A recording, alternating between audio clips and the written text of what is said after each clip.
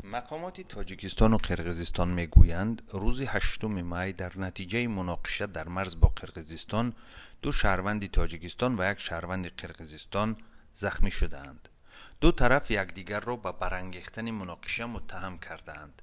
مقامات تاجیکستان گفتند که جنجال برای پارچه زمینی رخ داد که به تاجیکستان تعلق دارد، ولی نیروهای مرزبانی قرقیزستان گفتند که پارچه زمین بحث برانگیز است، ولی در عمل ساکنان ولایت بادکند آن را استفاده می بردند. در بیانیه رسمی نیروهای مرزبانی تاجیکستان آمده است که سبب مناقشه از جانب شهروندان جمهوری قرقیزستان خودسرانه از خود کردن 4 گکتر زمین طبق سندهای معیاری حقوقی به جمهوری تاجیکستان تعلق داشته می باشد. نیروهای مرزبانی قرقیزستان با نشر بیانیه رسمی گفتند که جنجال سر 50 ساتق زمینی بوده است که در محل علامت گذاری نشده جایگیر است، ولی در عمل آن را شهروندان قرقیزستان استفاده می بردند.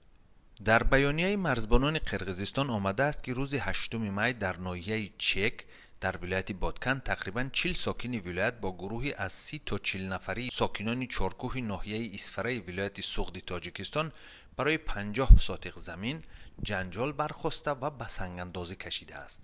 به گفته نیروهای مرزبانی بعداً صدای تیراندازی از تفنگ شکاری به گوش رسیده است و مرزبانان تاجیک و قرقیز برای فرو نشاندن مناقشه و پراکنده کردن مردم به هوا تیر خالی کردند.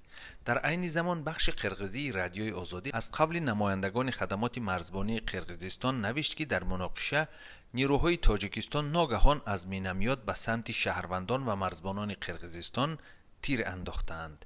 بنا به اطلاع پیشکی یک شهروند کشور همسایه از سرش جراحت برداشته است، ولی مرزبانان تاجیک همتایان قرقیز خود را به اغواگری متهم کرده و گفتند که آنها به جای پیشگیری از مناقشه نقش اغواگرانه بازیده به سوی شهروندان بی‌سلاح تاجیکستان از یراق آتشفشان تیر خالی کردند.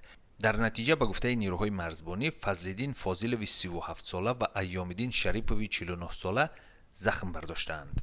نیروهای مرزبانی هر دو کشور گفتند که بعد چاره‌جویی هر دو طرف از وسیع‌تر شدن مناقشه جلوگیری به عمل آمد و گفتگوها برای به اعتدال آوردن وضع ادامه دارد. دفتر مطبوعات نیروهای مرزبان تاجیکستان شام 8 می خبر داد که مناقشه با اغوای مرزبانان قرقیز به وقوع پیوسته است، ولی نهاد همسان قرقیزستان میگوید طرف تاجیکستان از سلاح سبک و مینامیات استفاده برده است. به گفته طرف تاجیکستان ماجرا در موضع سرحدی کومزار جماعت دهات چارکوه ناحیه اسفره هم مرز با ولایت بادکند قرقیزستان رخ داده است. بنا به گزارش بخش قرقیزی رادیوی آزادی، اکرم مدومرف معاون نخست وزیر عاید به مسائل سرحدی گفته است که سبب‌های مناقشه در مرز تحقیق می شود. تاجیکستان و قرقیزستان 976 کیلومتر مرز دارند که تاکنون 504 کیلومتر آن معین و علامت گذاری شده است. دو طرف با وجود گذشت سالها نتوانستند سر منطقه های بحث برانگیز به موافقت برسند و خط مرز را بکشند. جنجال و تیراندازی محض در همین منطقه ها و برای آب و زمین و چراگاه صورت می گیرد و گاه ها به خونریزی می انجامد.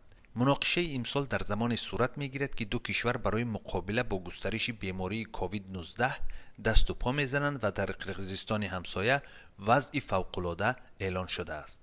در قرقیزستان بیش از 600 نفر و در تاجیکستان بیش از 520 نفر به بیماری کووید 19 گرفتار شدند.